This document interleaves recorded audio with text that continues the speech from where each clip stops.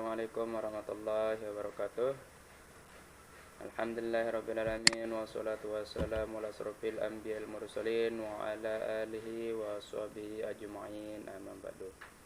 Allahumma sholli ala sayyidina Muhammad wa ala ali sayyidina Muhammad.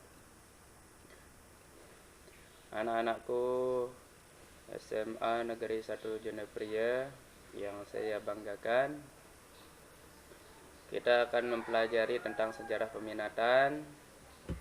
Materi yang pertama, kita akan membahas tentang pengertian sejarah atau apa itu sejarah. Ya. Kata sejarah memiliki pengertian yang luas yang dapat dijelaskan secara etimologis, ya, maupun terminologis, ya. Definisi ini para sejarawan, ya, memiliki beberapa pendapat, ya. Namun kita sebelum ke sana, kita membahas dulu definisi umum sejarah menurut KBBI, ya. Menurut KBBI, yang pertama di sini adalah asal, usul, keturunan, dan silsilah, ya. Asal usul artinya di sini awal terjadinya, ya, atau asal terjadinya suatu kejadian tersebut, ya.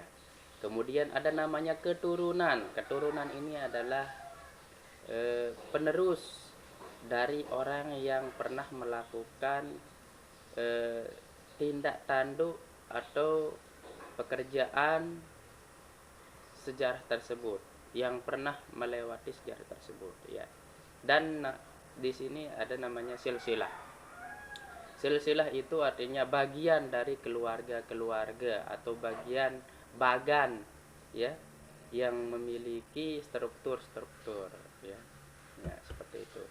Kemudian yang kedua adalah peristiwa yang benar-benar terjadi pada masa lampau, ya. Kejadian yang benar-benar terjadi pada masa lampau, ya.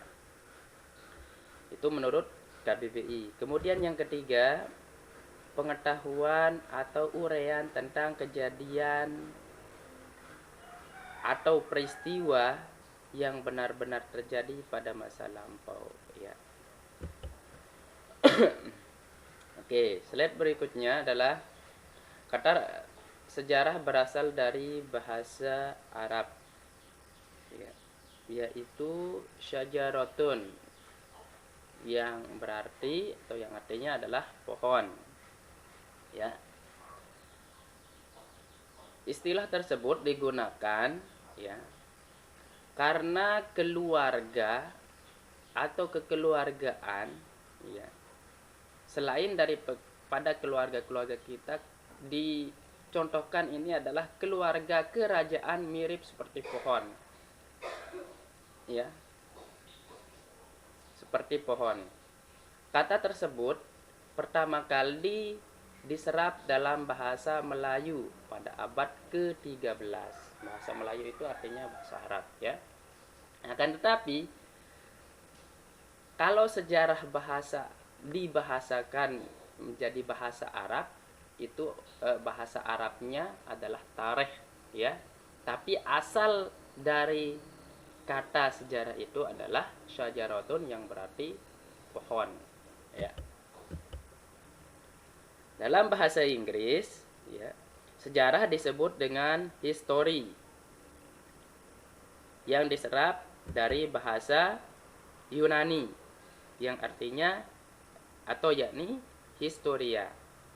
Adapun dalam bahasa Jerman disebut dengan Geschichte, dan dalam bahasa Belanda disebut dengan Geschiedenis, ya.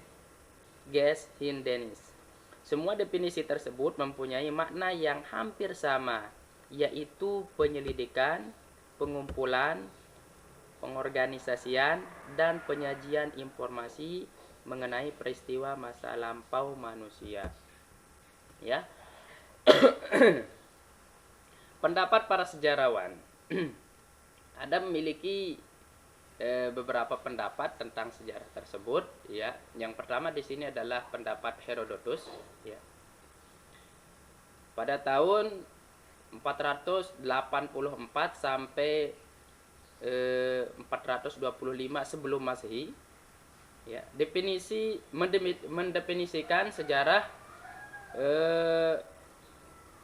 bukan berkembang dan bergerak lurus ke depan dengan tujuan yang pasti, melainkan bergerak melingkar yang tinggi dan rendahnya lingkaran disebabkan oleh keadaan manusia itu sendiri. Maksudnya di sini, ya,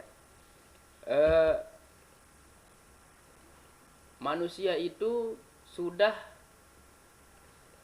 berbagai macam yang pernah mereka jalani, ya. Maksudnya di sini adalah kalau sudah mereka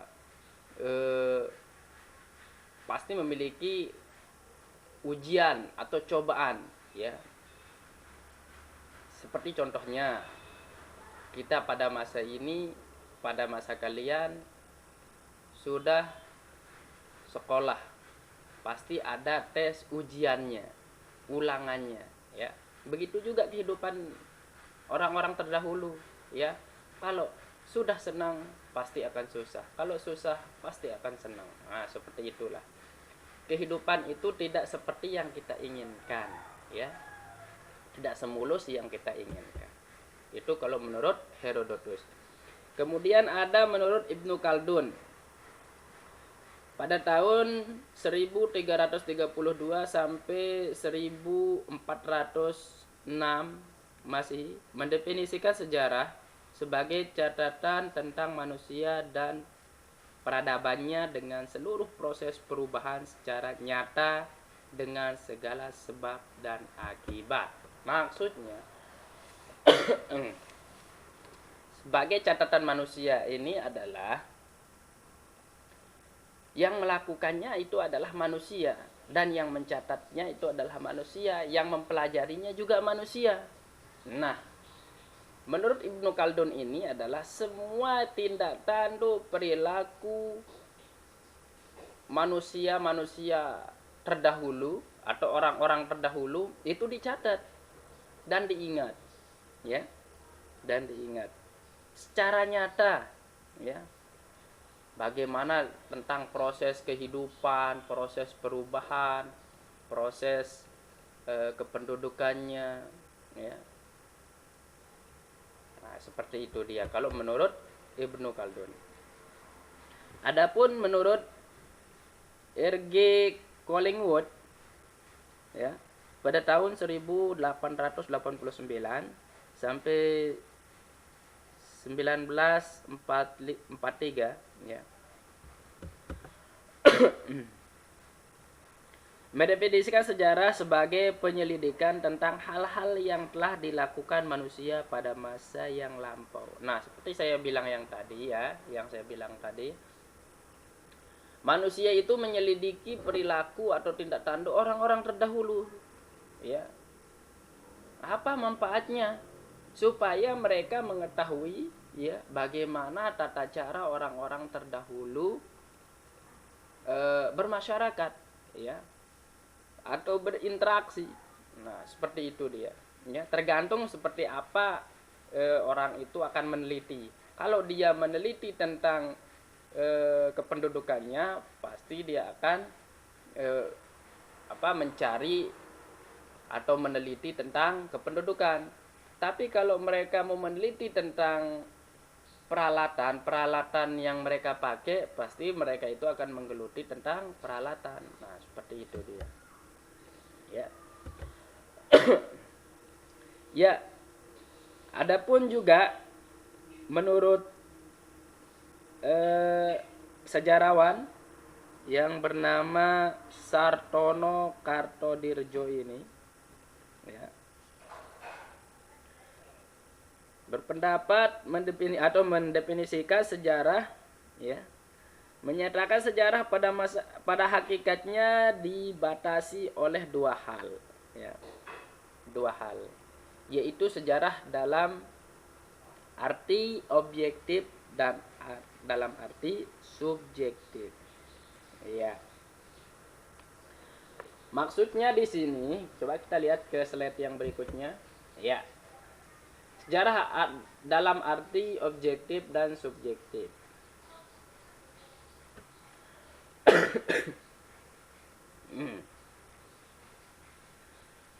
Sejarah dalam arti objektif, ya, adalah proses sejarah dalam aktualitas merujuk pada kejadian atau peristiwa itu sendiri, ya.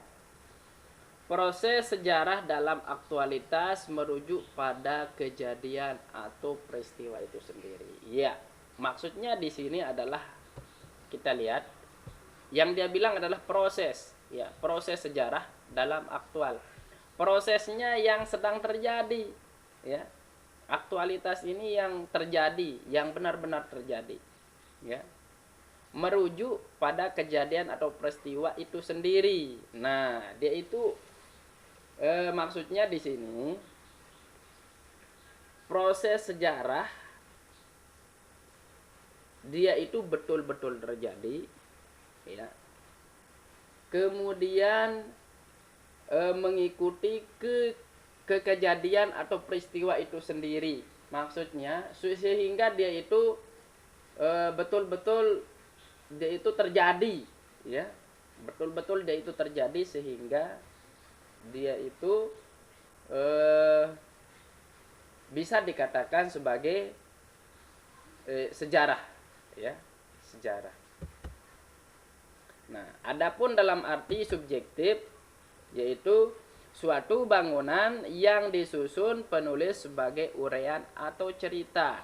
Nah, contohnya di sini seperti kita menggambar atau kita seperti arsitektur, ya. Dia memiliki gambaran-gambaran sehingga dia itu dibuat.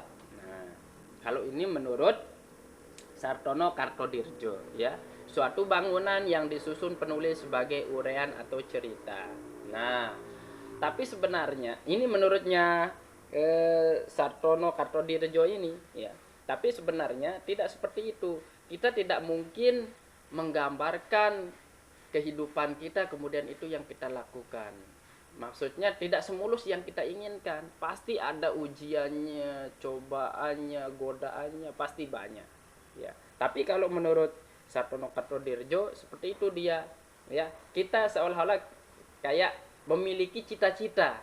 Nah, kalau kita sudah memiliki cita-cita, pasti kita akan berusaha sekuat tenaga. Seperti itu dia kalau menurut Sartono Kartodirjo. Oke, sampai di sini aja dulu.